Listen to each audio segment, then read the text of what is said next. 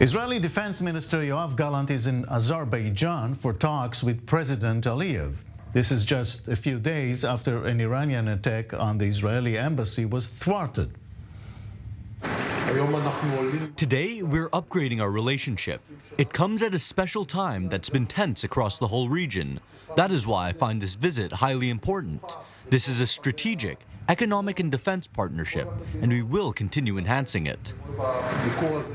We have Mayor Javedanfar from Rahman University. Good evening to you, Mayor. Good evening. Azerbaijan, of course, shares a border with Iran, which makes it very important for Israel strategically. How do you see this alliance? Well, apart from the border with Iran, Azerbaijan is one of the major providers of oil to the state of Israel. It has been, excuse me, for many years. At the same time, it's also a major player in the Caucasus. It's an energy hub. And recently it has won a very sensitive territory in its war against Armenia. Azerbaijan has basically captured now the area that is the Armenian-Iranian border, and it plans to build a corridor called the Zangezur corridor to connect Azerbaijan to the Nakhchivan Republic, which is another part of Azerbaijan, but was separated from it in the 1988 Nagorno-Karabakh war. And this is creating a lot of concern for Iran, because the construction of this corridor would sever Iran's land trade with Armenia, and through that it would also sever Iran's land trade with Russia, because to get to Russia, Iranian trucks have to go first through Armenia and then to Georgia. And this is, of course, a major concern. And the Iranians have always viewed Israel's relations with Azerbaijan as a source of concern for themselves. They see Azerbaijan as an Israeli base. That's the way they see it. So the arrival of the Israeli defense minister will create concerns for Iran. But I have to say, Yaakov, the Iranian actions towards Azerbaijan have pushed Azerbaijan towards Israel. It is the Islamic Republic that's mostly responsible for this rapprochement. So given all of that, will the Iranians do something about it? Well, they try to.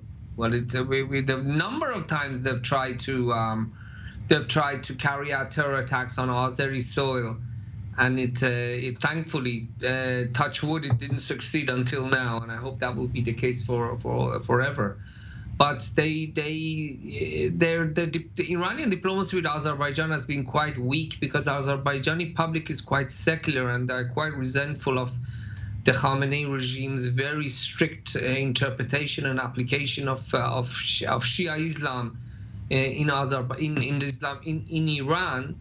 Therefore, Iran doesn't have a lot of leverage, and also because Iran supported Armenia in the previous wars against Azerbaijan, the Iranians don't have much of a leverage. The only other leverage that the Iranians had when it came to Azerbaijan was Russia, but that's now been weakened also because of the Ukraine war.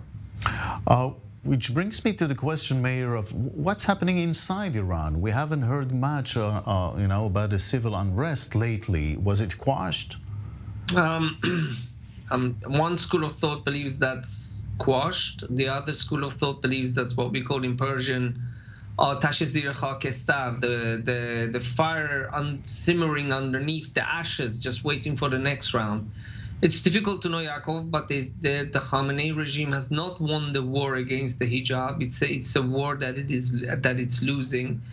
And life in Iran is becoming increasingly difficult. The inflation is at its highest. The highest was in the 1990s during Rafsanjani being president, around 50%. But now under Mr. Raisi, who is basically a puppet of Ayatollah Khamenei, it has gone beyond that, and the regime is not even publishing the inflationary figures. It's so embarrassing to it.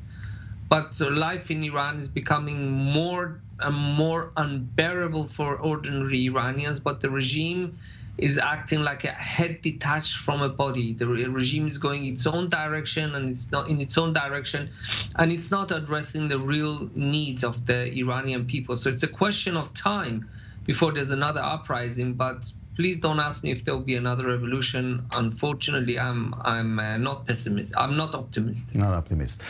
Mayor Javedanfar, thank you very much.